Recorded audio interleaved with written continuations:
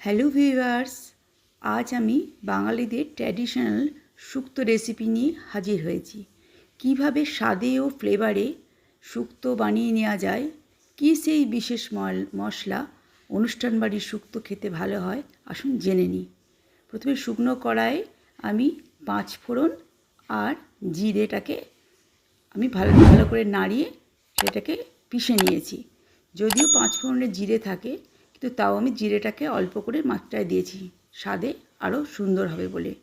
এবং আরও 4 চামচ তেলে তার মধ্যে আমি বড়িটাকে বেশ অনেক 14-15টা বড়ি আমি ভেজে নিলাম। শুক্তো যেহেতু অল্প একটু হয় না, অল্প অনেক সবজি হয়ে যায়, কাটতে কাটতে পরিমাপটা বেশি হয়ে যায়। 20-25টা বড়ি দিলেও কোনো অসুবিধা নেই যারা বড়ি খেতে ভালোবাসে। আমি পেঁপে, কাঁচকলা, সজনের ডাঁটা, তারপরে গাজর, উচ্ছে, যত রকম সবজি আছে, বিনস, আমি এটা ব্যবহার করেছি। কিন্তু সবজির মধ্যে সব একসাথে ভাজা যাবে না। আমি ওই তেলে প্রথমে উচ্ছেটাকে আর বেগুনটাকে আগে হলুদ আর নুন দিয়ে ভালো করে নেড়ে ভাজা ভাজা করে উঠিয়ে নিয়েছি। তারপরে যা তেল থাকবে সব সবজিগুলো আমি ভাজবো। এখানে আমি বলে দিই, এখানে 2-3টে আমি জিনিস ব্যবহার করেছি। এগুলো আপনারা যখন রান্না করবেন অবশ্যই মনে করে ব্যবহার করবেন। আর তার মধ্যে এখানে আমি রাঁধুনি গরম জলের মধ্যে মিক্সার বাটিতে আমি ভিজিয়ে রেখেছি। রাঁধুনিটাকে মিক্সারে আমি বেটে নেব। এখানে আমি কোনো কাঁচা লঙ্কা ব্যবহার করিনি, আমি শুকনো লঙ্কা দিয়ে আর শুকনো লঙ্কার গুঁড়ো দিয়ে পুরো শুক্তোটা রান্না করব। আমাদের উচ্ছে আর বেগুন, উচ্ছে ভাজা হয়ে গেছে, বেগুন আমি খুব বেশি দিইনি। আমি বেগুন এখানে 4-5টা বেগুন টুকরো আমি করে নিয়েছি।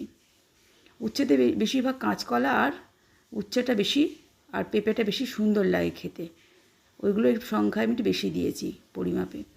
এবার আমার বেগুন আর উচ্ছেটা মোটামুটি ভাজা হয়ে গেল। এবার যে কড়া অবশিষ্ট তেল থাকলো, আরও 1 চামচ তেল দিয়ে আমি সব সবজিগুলোকে আরও ওইভাবে নাড়াচাড়া করে নিলাম, অল্প নুন আর অল্প হলুদ দিয়ে। এবং শুক্তো রান্নাটা একটু সময় লাগে, এই রান্নাটা খুব ধীরে ধীরে করতে হয়, খুব আঁচ বাড়ালেও পুড়ে যাবে এবং আঁচটা কমালেও হবে না, মিডিল আঁচে এটা করলে খুবই ভালো হবে।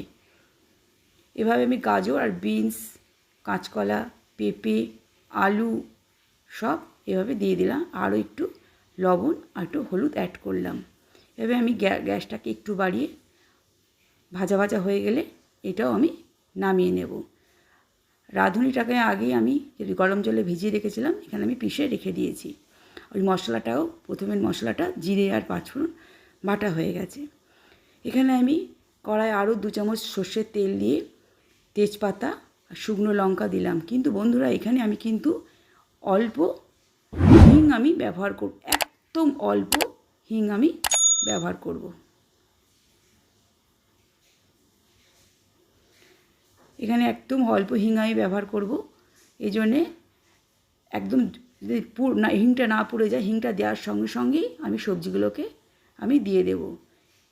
দেখুন, হিংটা দেওয়ার সঙ্গে সঙ্গে আমি সবজিগুলোকে আমি যোগ করে নেব। এবার আমি রাঁধুনিটা দিয়ে দেব, রাঁধুনি বাটাটা যে রেখেছিলাম সেটা দিয়ে দেব এবং রাঁধুনি বাটাটা দিয়ে আরও এভাবে নাড়াচাড়া করে আমাকে 3 কাপ দুধে 1 কাপ জল মিশিয়ে রেখেছিলাম। রান্নাটা এইভাবেই আমি রান্না করেছি। ওটাকে দিয়ে বড়িগুলোকে, ভাজা বড়িগুলোকে দিয়ে দেব। যারা চ্যানেলে নতুন এসেছেন, দেখছেন, চ্যানেলটাকে সাবস্ক্রাইব করুন, লাইক করুন, শেয়ার করুন, কমেন্ট করুন, উৎসাহ দিন আরও নতুন নতুন ভিডিও আনার জন্যে। রান্নাটা বন্ধুরা এইভাবে করবেন, খেতেও খুব ভালো হবে, সুস্বাদু হবে। এরপরে আমি শুকনো লঙ্কার গুঁড়ো দিয়ে দিলাম, এখানে কোনো কাঁচা লঙ্কা আমি ব্যবহার করিনি। আরও চিনি দিয়ে দিলাম, মিষ্টি যাতে রান্নাটা একটু মিষ্টিও হয়। দেখুন, এইভাবে আমি যেহেতু 3-4 বার নুন দিয়েছি, নুনটা আপনি একটু টেস্ট করে দেবেন। এভাবে নাড়াচাড়া করে আমাকে 20-25 মিনিট পর্যন্ত ঢাকা দিয়ে রেখে গ্যাসটাকে কমিয়ে রাখতে হবে সেদ্ধ হওয়ার জন্যে। 20-25 মিনিট আবারও দেখুন ঝোলটা পুরো ফুটে গেছে, সবজিগুলোও সেদ্ধ হয়ে গেছে। এখানে আমি ঘিটা কিন্তু এভাবে ডিরেক্ট ঢেলে দেবো না, সঙ্গে মশলাটাও লাস্টে দেব। ঘিটা আমি এইভাবে যখন সেদ্ধ হয়ে যাবে, ফুটে যাবে পুরো রান্নাটা, দেখুন রান্নার কালারটাও পুরোপুরি চেঞ্জ হয়ে গেছে। তখন ওই মশলাটা যেটা বেটে রেখেছিলাম প্রথমে, সেটা আমি কিছুটা অ্যাড করলাম। এবার আমি একটা প্যানে 3 চামচ ঘি দিয়ে আর 1 চামচ আটা দিয়ে আমি আটার যখন কালারটা চেঞ্জ হয়ে যাবে, দেখুন এইভাবে নাড়িয়ে আটার কালারটা চেঞ্জ হয়ে যাবে। গ্যাসটাকে একদম বাড়াবেন না, মিডিলে রাখবেন। সময় কালারটা দেখুন চেঞ্জ হয়ে যাবে, তখনই আমি আবার এইটা পুরোটা রান্নাতে মিশিয়ে দেব। রান্নাটা প্রায় শেষের দিকে, এভাবে রান্নাটা মিশিয়ে দিয়ে রান্নার যে গ্রেভিটা খুব সুন্দর কালার আসবে এবং স্বাদও বাড়বে। এভাবে করে দেখবেন, খেতেও খুব সুস্বাদু হবে। আর এবার লাস্টের দিকে আমরা যে ভাজা মশলাটা করে রেখেছিলাম সেটা আমি আবারও দেব।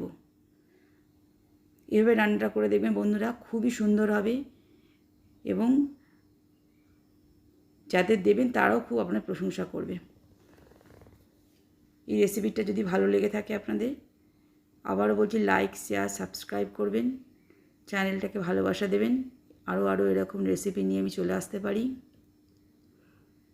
ভালো থাকবেন, সুস্থ থাকবেন। নমস্কার।